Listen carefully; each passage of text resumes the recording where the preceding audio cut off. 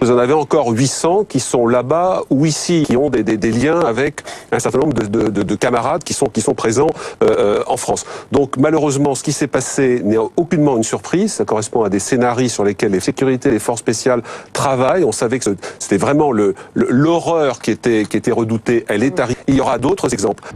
En janvier dernier, d'otages de l'hypercacher qui avait coûté la vie à 4 personnes. Hamidi Koulibaly avait déjà affirmé agir au nom de Daesh.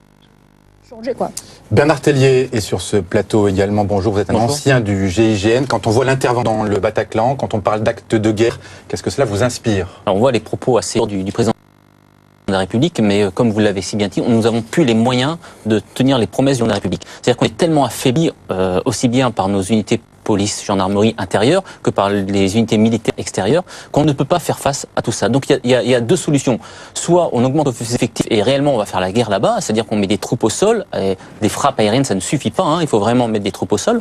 Mais là on n'a pas les moyens. Donc, et je suis d'accord, je vous rejoins là-dessus, il faut peut-être rappeler nos forces militaires et assurer notre propre protection. Avec tous ces militaires qui sont à l'étranger, on peut quand même assurer notre autoprotection et de la France, et à partir de là, reformer des militaires pour regonfler nos effectifs, reformer des gendarmes, reformer des policiers.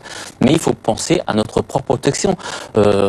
On déclare, on dit qu'on est en guerre, mais moi je ne vois pas qu'on est en guerre. Ça fait 1 an, comme vous dites, on vit sereinement, on fait des grèves.